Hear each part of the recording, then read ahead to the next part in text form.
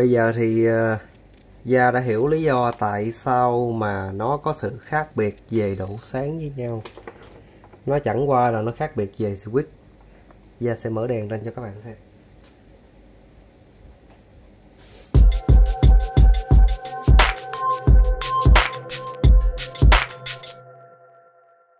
Hello, trên bàn của Gia hiện tại đang là hai chiếc bàn phím cơ custom mẫu mới nhất của Machinai, mã là K600.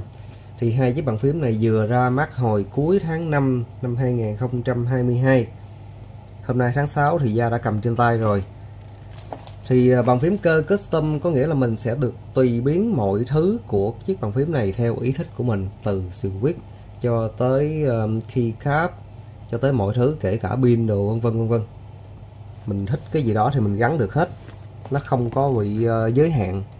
Bây giờ Gia sẽ khui cho các bạn xem từng mẫu.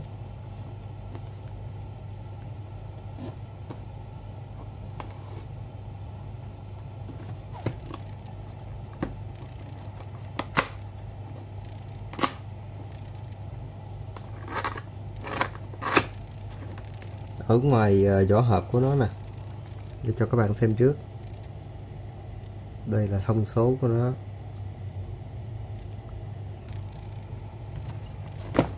Mẫu mới nhất ở trên hình rất là đẹp, không biết thực tế nó như thế nào. Ở trong hộp thì nó sẽ cho mình một cái tool để lấy keycap và lấy switch.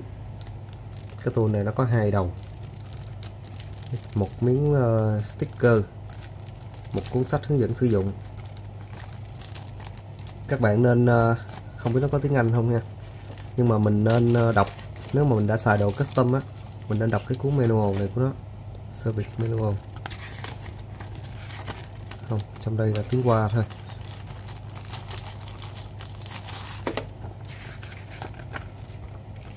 Đây, thật sự ra thì tiếng Hoa thì nó cũng không có cái gì khó khăn.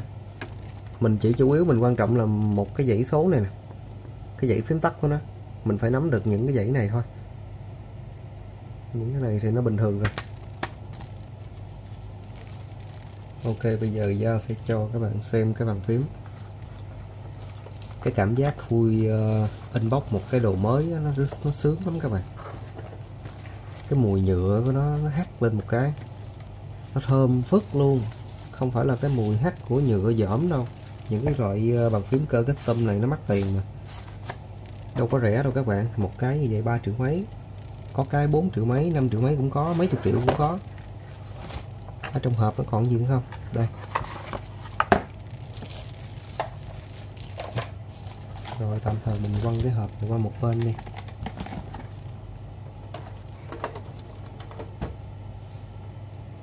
Có cái miếng này nó tiện nè. Cái miếng này khi mà các bạn sử dụng xong thì các bạn có thể đóng lại như vậy để tránh bụi rồi nó len vô trong. Mình không cần phải mua thêm một cái miếng mica nữa. Cái miếng này nó bằng nhựa thôi, nhựa trong. Nhưng mà mình ụp nó lại như vậy thì nó không có bụi. Lông mèo, lông gì đó thì nó cũng không có bay vô được. Một điểm cộng. Chưa gì là mở ra là thấy hãng nó làm ok rồi đó. Ở đây nó cho mình dây USB Type-C nè. Cái này là cục receiver phát sóng wireless. Con receiver các bạn có thể cắm vô trong USB của PC hoặc là laptop luôn cũng được, hoặc cắm vô cái cổng này luôn cũng được, tùy theo mình thích như thế nào thôi. Cắm vô cái này thì nó sang hơn, nó không ảnh hưởng gì tới chức năng sử dụng hết. Đây, cái keycap này sẽ là FSA BBT double shot. Cái phần nhựa này sẽ là trong suốt, phần dưới này cũng là trong suốt. Viên pin sẽ nằm ở đây, mình có thể mình độ pin lớn hơn, rất là thoải mái.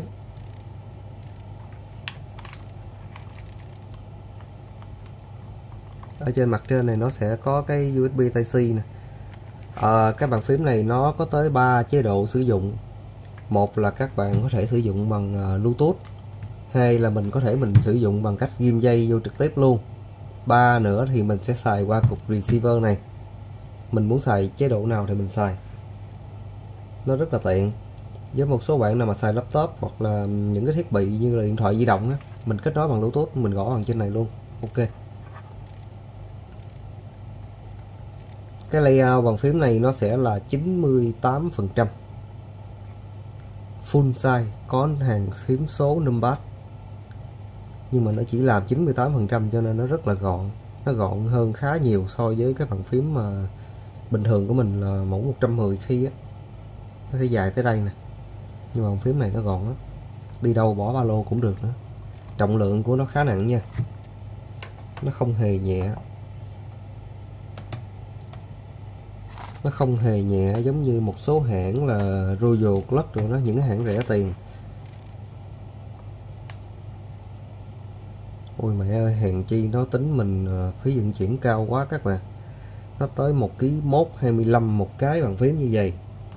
Hai cái bàn phím là nó gần 2,5 kg rồi. Rồi bây giờ Gia sẽ cho các bạn xem khởi động nó lên. Wireless. Trước tiên mình cho các bạn xem đế trước đi. Ở dưới đế nó có đèn nữa nè. Một cái ha. Ở đây thì nó cũng như những cái bàn phím khác là nó sẽ có hai tầng để mà mình kê bàn phím cao thấp.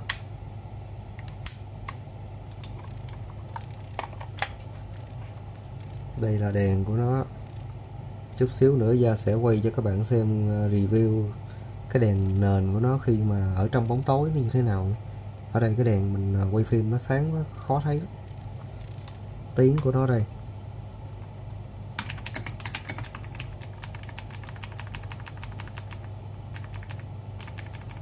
Hồi đợt mình mua là mình sẽ chọn cái switch của nó là tiếng clicky.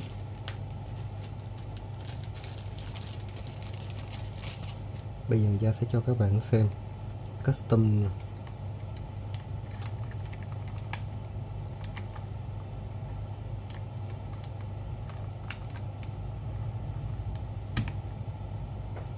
Đây. Các bạn lưu ý khi mà mình đặt hàng nó sẽ cho mình lựa chọn switch nha. Nó có switch màu đỏ, màu trắng này và màu đen. Thì mỗi cái switch nó sẽ tương ứng với là một tiếng gõ khác nhau. Thì cái switch màu trắng này nó sẽ tương đương với lại màu xanh của bên Cherry. Nó sẽ có tiếng clicky.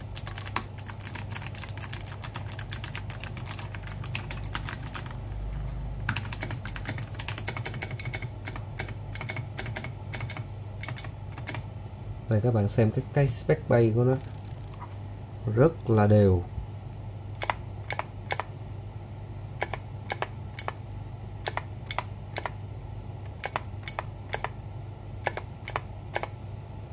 Cái này nếu như mà mình muốn cái tiếng của nó không bị gian thì các bạn mở cái bàn phím này ra, mình sẽ lót thêm một cái miếng foam. Cái miếng foam màu đen, mút đen á, ở dưới đây nè. Thì nó sẽ không bị âm thanh nó dội xuống dưới này, nó vọng lên. Ở cái này thì các bạn xem YouTube á, sẽ có nhiều người đã hướng dẫn rồi. Chắc chắn là Gia cũng phải tháo ra gia độ lại thôi. Mình custom lại thì cái tiếng nó sẽ hay hơn, nó thanh hơn nữa. Nó không có bị lợp bợp.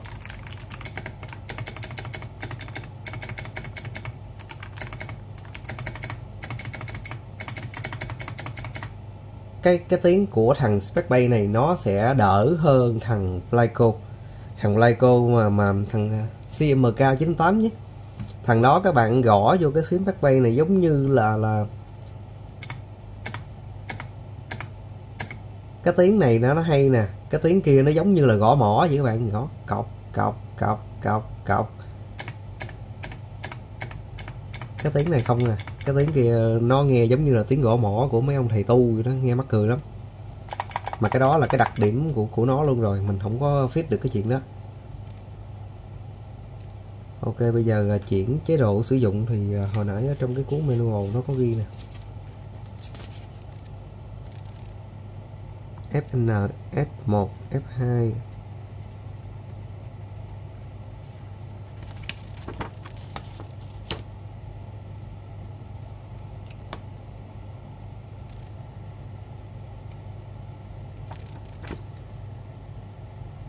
Số 1 sẽ là USB, số 2 sẽ là wireless. Thì cái số 1 đâu?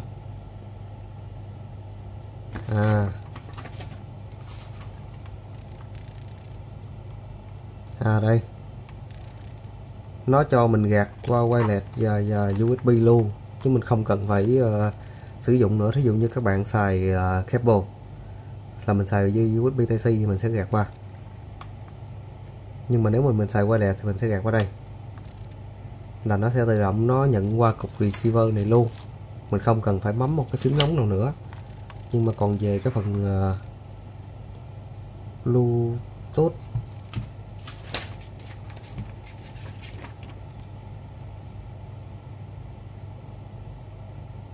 thì các bạn sẽ bấm FN cộng phím 123. FN bên này 123 đây, các bạn có thể thấy này, ở trên này nó có đề luôn, thấy không? Cái dấu của Bluetooth này 123. Còn nếu mà xài qua wireless thì mình sẽ bấm qua 2 4. Nó thiết kế đơn giản mà nó dễ hiểu quá.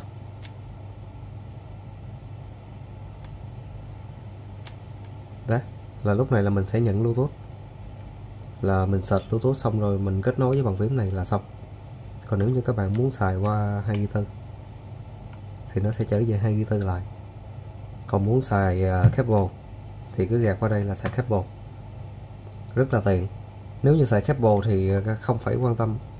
Ý da, bây giờ mới để ý nha, trong này nó tới 2 cục pin các bạn.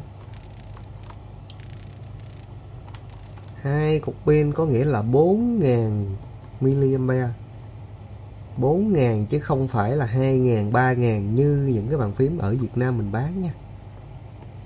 4000 này thì mình xài là chắc khoảng cả tháng mình mới sạc lại một lần chứ không cần phải sạc hoài đâu. Rồi bây giờ mình sẽ tháo cái switch cho các bạn xem.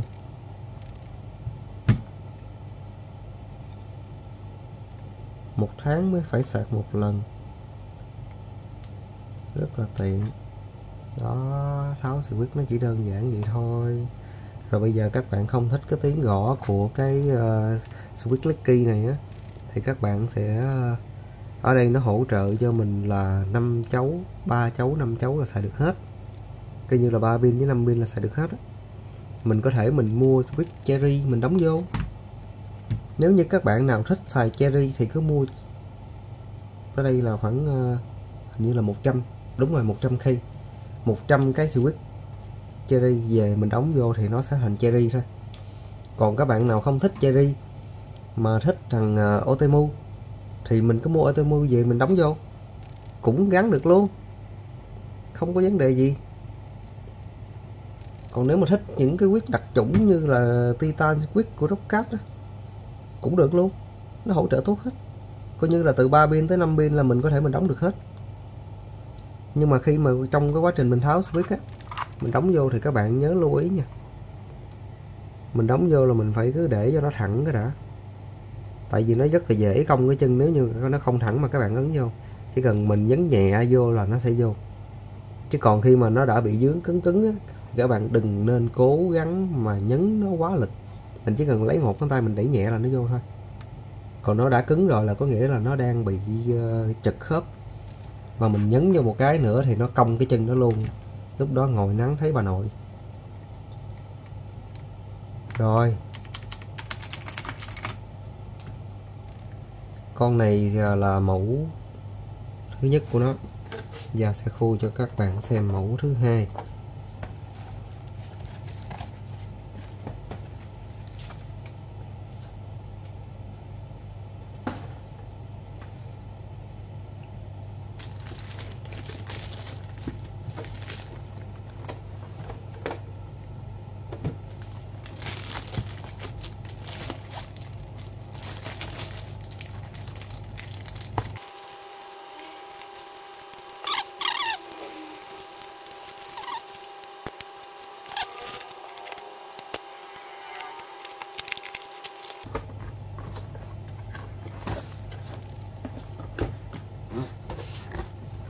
phụ kiện thì nó cũng như con kia, mình sẽ lướt vào phần phụ kiện.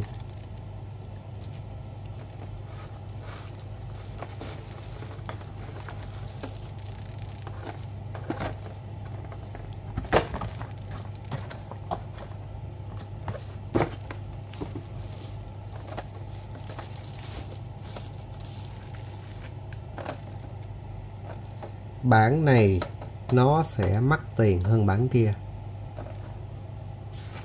Nó sẽ mắc hơn bản kia tầm 200.000. Tại vì nó có một cái thêm cái chủ đề bàn phím của đặc chủng của hãng luôn, cho nên giá nó sẽ mắc hơn. Nó làm rất là đẹp. Các bạn không thích cái thêm này thì có thể lên mình mua những cái keycap có cái thêm khác, nhưng mà hãng nó thiết kế cái thêm này rất là đẹp. Thậm chí cả cái viền của nó cũng khác luôn.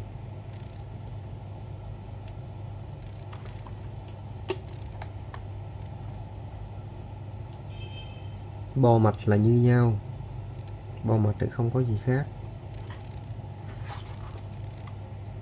Cách xài cũng như nhau. Bản này đẹp hơn bản kia. Dễ ra test thử xem cái led của nó như thế nào. Wow, ôi trời, một trời một vực luôn các bạn. Không phải là nó chỉ mắc tiền cái keycap không, mà nó mắc tiền luôn cả cái phần đèn nền led này nữa. Cái led của thằng này nó lại sáng hơn nha. Bây giờ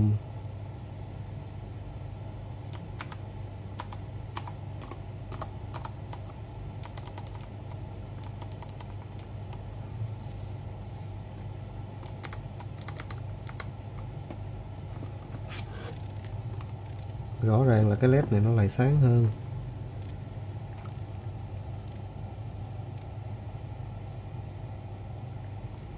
Để cho tắt đèn cho các bạn xem cho nó dễ.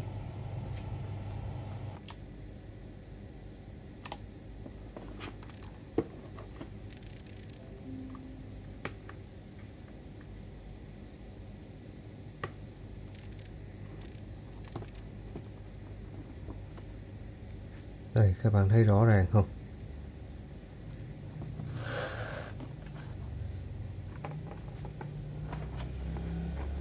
Để như vậy coi là sẽ rất là rõ ràng. Led thằng này đẹp hơn kia. Đó là lý do tại sao nó lại mắc tiền hơn thằng kia.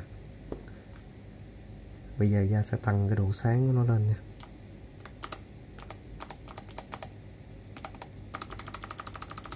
Thằng này là sáng nhất rồi nè. Thằng kia là sáng maximum luôn rồi. Không bằng thằng này. Không bằng một góc.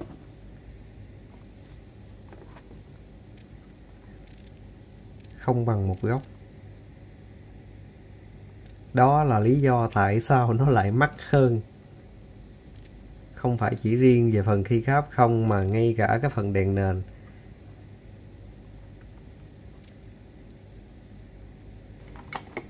Cái này không biết là do nó nguyên nhân nó đến từ đâu.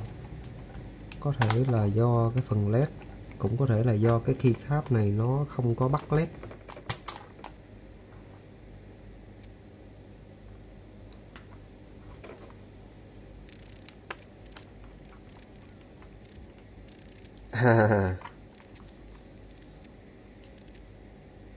Bây giờ thì Gia đã hiểu lý do tại sao mà nó có sự khác biệt về độ sáng với nhau.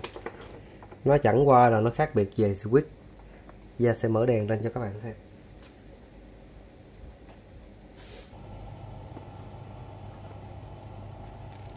Cái lý do mà cái độ sáng nó khác nhau thì các bạn để ý ở đây nha. Cái switch này nó là switch racing. Switch racing.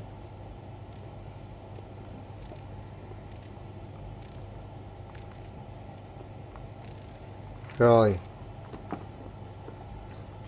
Còn switch của em bên này thì nó lại trong suốt, cho nên là nó sẽ dẫn sáng tốt hơn switch racing. Về cái độ dẫn sáng thì switch này nó sẽ dẫn sáng tốt hơn. Cái tiếng của nó các bạn nghe nha, tiếng nghe nó đanh hơn, clicky nghe rõ ràng hơn. Còn về switch racing mới của hãng, cái độ dẫn sáng nó là không bằng, nhưng mà cái tiếng click này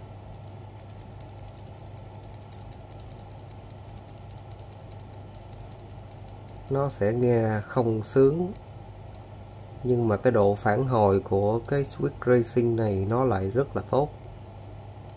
Cái độ phản hồi của nó, lực nhấn của nó rất là tốt.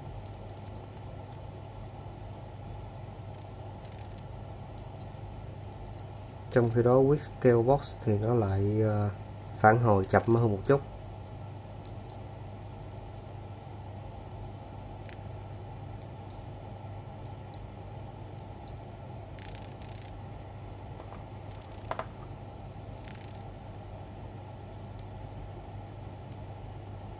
Mình nhấn chưa sát là nó đã ăn rồi. Các bạn thấy mình chỉ cần nhấn nửa nút là nó đã ăn rồi nè. Cho nên là ở trên đó nó có ghi là cái bàn phím này là dành cho game thủ hoặc là những người đánh máy nhanh thì thích hợp với cái switch racing này hơn. Còn với những bạn nào mà thích phổ thông, nó classic chút thì mình sẽ chọn cái switch của Scalebox.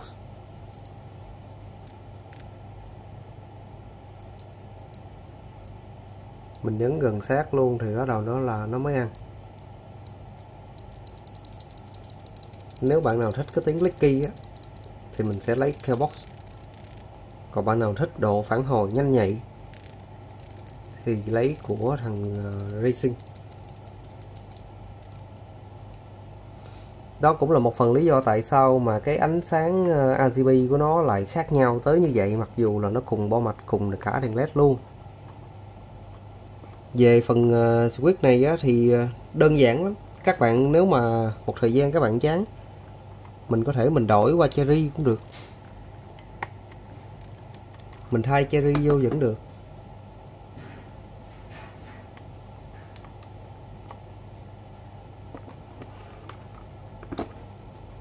Đã là bàn phím custom thì mình có thể mình thay đổi theo ý thích của mình. Một thời gian sau mà nếu như mà thích thì có thể là Gia sẽ mua thêm 100 cái switch của thằng Scalebox này về mình thay vô, nghe cái tiếng nó sẽ tốt hơn.